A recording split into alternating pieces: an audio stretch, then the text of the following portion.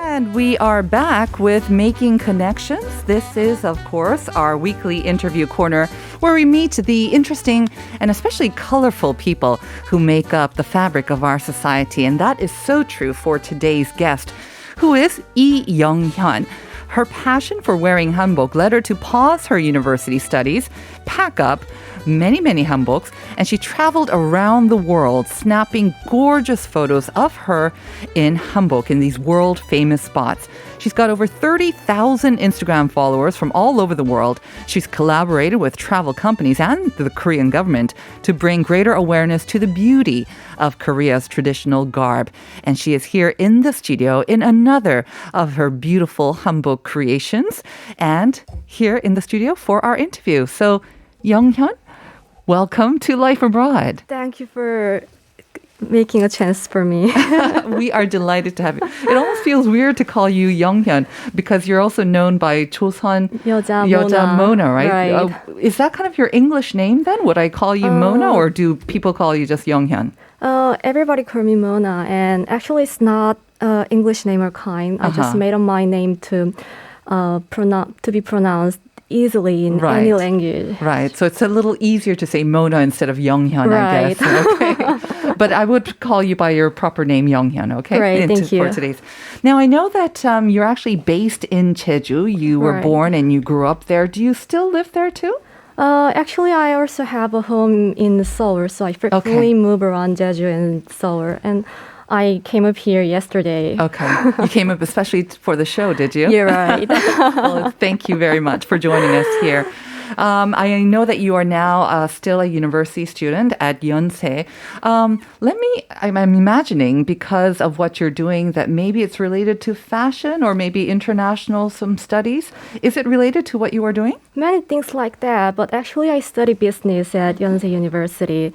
And as you can see, as it's not related to my hanbok stuff. Well, you might be wanting to start a hanbok business, but no? That might happen. But like when I was in high school, I had a crave to study art and design when I go to college. But like for some complicated reasons, I couldn't do so. I see. So instead, I chose business to pursue arts management. And now to think of it, maybe it was a bit quite eventually turned out to be related in my fashion for hanbok. You can always kind of connect the dots, right? To use kind of a much quoted phrase as well. So what year are you in right now in university? Actually, I'm just I have ended up every courses in my studies, and I'm just waiting to graduate. Very good. Congratulations. Okay. Thank you. Now let's talk about hanbok. Again, you're in a beautiful hanbok right now. So once again, listeners, if you are able to join us on YouTube, I would encourage you to do so because you can see Young-hyun in her beautiful hanbok. I'm just in black, of course. Thank you. But let's talk about hanbok then. When did you start loving hanbok? Because again, it's a gorgeous dress and costume, but oftentimes, it's not regarded as maybe the most comfortable. So I was just wondering, did you always love hanbok, or is it kind of something that you did specifically for your social media program? Actually, project? as far as I can remember, I loved hanbok since I was a young baby. Okay. Yeah, and I heard from my grandma that I cried a lot when I had to give my very first hanbok that I wore to my sister and that I wore for my first birthday party. Yeah, and like in kindergarten, my friends usually drew princesses in Western dresses, but I drew them in hanbok. Well, it seems to me that time hanbok looked like a beautiful dress. It is. I mean, oftentimes, like in these beauty contests, I remember when I was growing up overseas, and again, there was these international beauty contests, and whenever a Korean woman would appear in her hanbok, they always went ooh and ah, and they would win like special prizes as well. It is gorgeous. So you've always had kind of maybe even you were born with a love of hanbok. But how did you connect that love of hanbok with this idea of traveling around the world wearing hanbok and then also documenting that journey on Instagram? Tell us how you got started. Okay. Was it in university, you think, or that you first came up with this idea of traveling around the world? Because, I mean, obviously in university, that's when a lot of Korean students start to travel. That's when they begin to travel around the world. but then not many people think of packing Hanbok along with that and then documenting it. So how did you get started or that idea? Like you said, Hanbok travel is actually not what I planned before coming up to university, but like this was not my own idea. And 10 years ago when I was in high school, on Facebook I saw a post from a college student who actually wore a hanbok on her trip to Europe. And that was somewhat of a shock to me. And since then I started to have a lifelong dream to do a world travel in hanbok. Right. And I made it come true. You made it come true. But again, it must not have been easy. No. I mean, the logistics of carrying all the hanbok, but also, I mean, with the cost as well and the time that it takes to do all of this. There must have been issues with taking time off school, the issue of getting the money to fund your travels. How did you deal with all of those challenges? Actually, my first trip to Europe in Hanbok, I had to take a break for a semester. But it was not a hard thing as like for these days, it's becoming a sort of a trend to take breaks True. for college students to Right.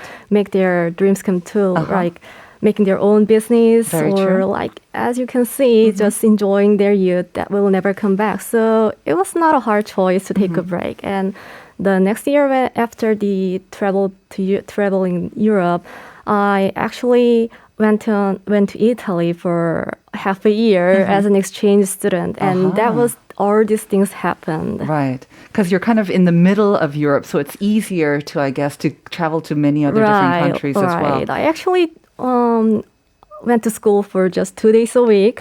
And the other days I was always traveling around the other cities and countries. So you managed to plan all your courses for just 2 days. So you managed your time very efficient. Very smart, Young-Ye. But what about the money? I mean, it takes money to travel around. It takes money to make or buy the hanbok.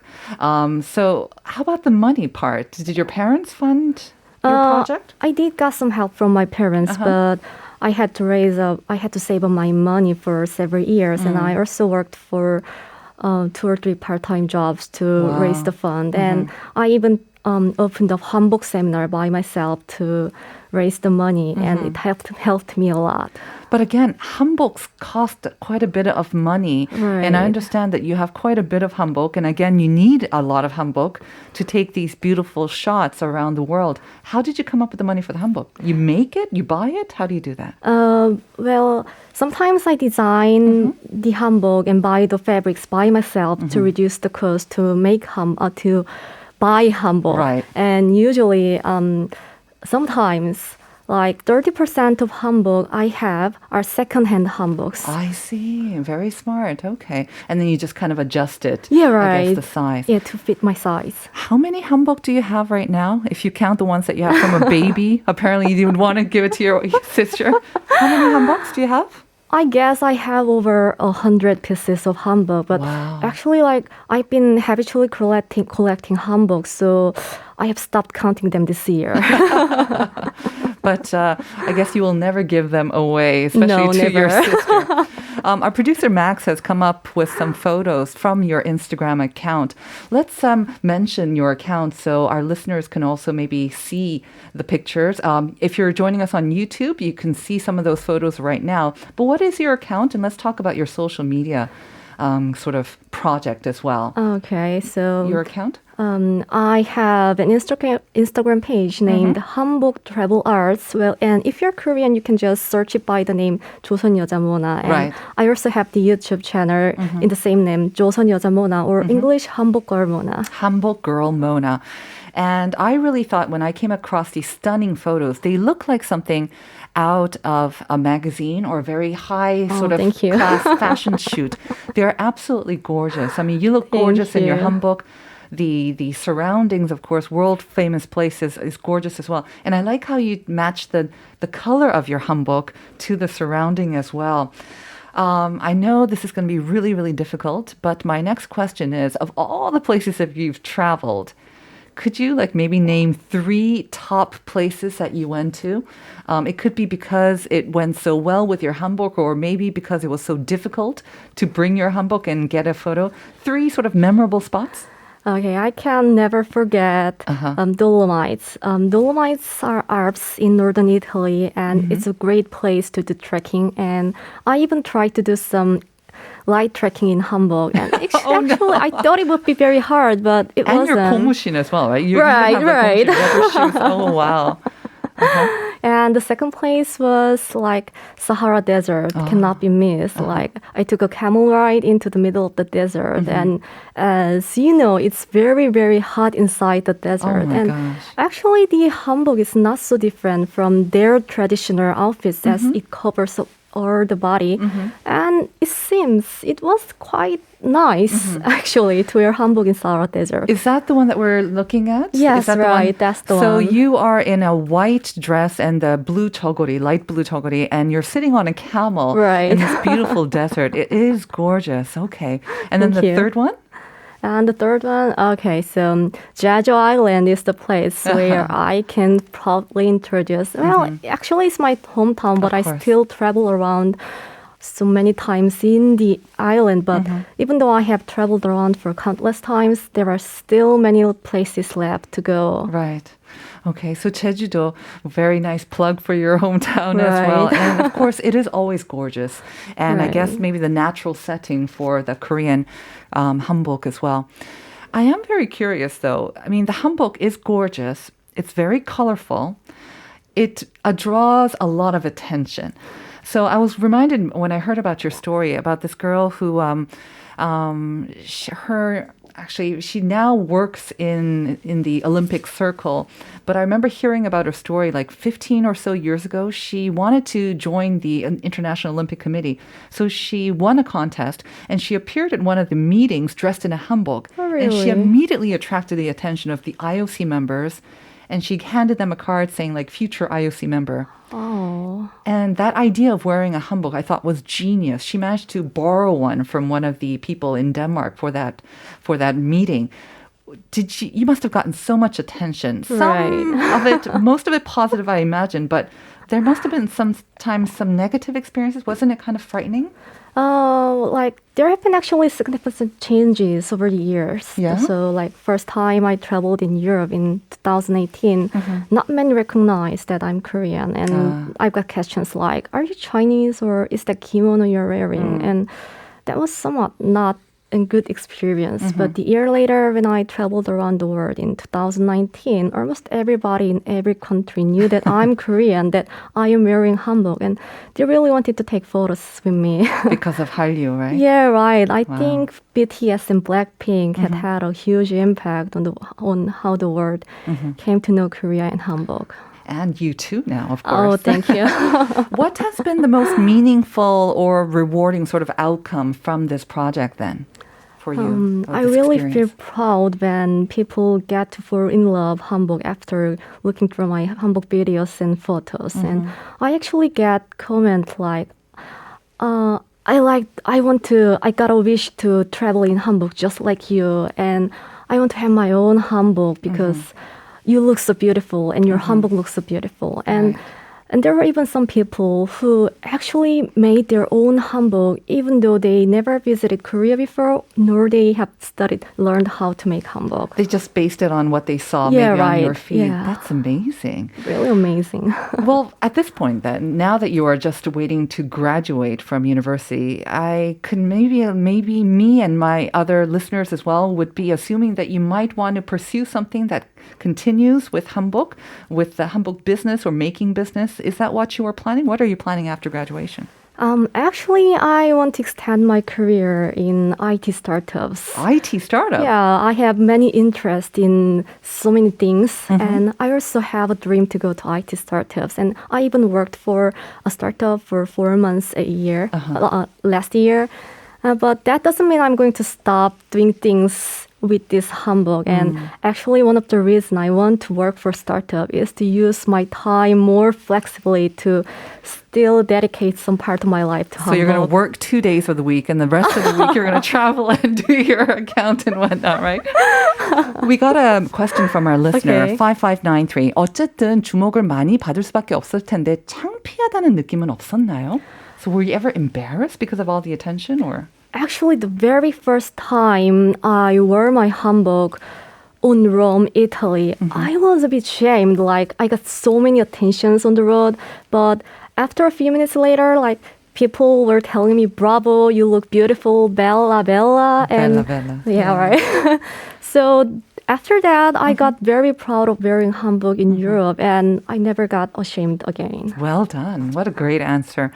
I just want to also ask, because tomorrow is the sunung, and now you are, waiting for graduation, and you had a very sort of colorful and very full university life, it seems. Do you have maybe some message for test takers, sunung러들?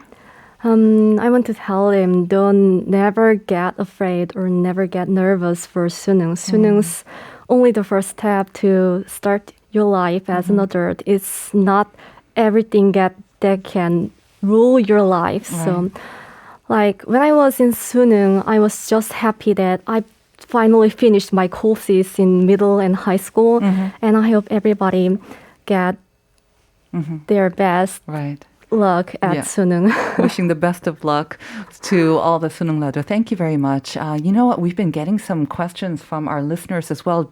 We have time, Max, for maybe one question. Okay, the last one maybe. Haji Moa saying, how did you deal with all the laundry? Because when you're carrying all these hanbok. Actually, this hanbok I'm wearing now is also made in poly fabrics, and you can just wash them in laundry machine, like just same as like other clothes. Other clothes. Yeah. All right. I guess you have to, right? If you're going to be traveling around the world with them as well.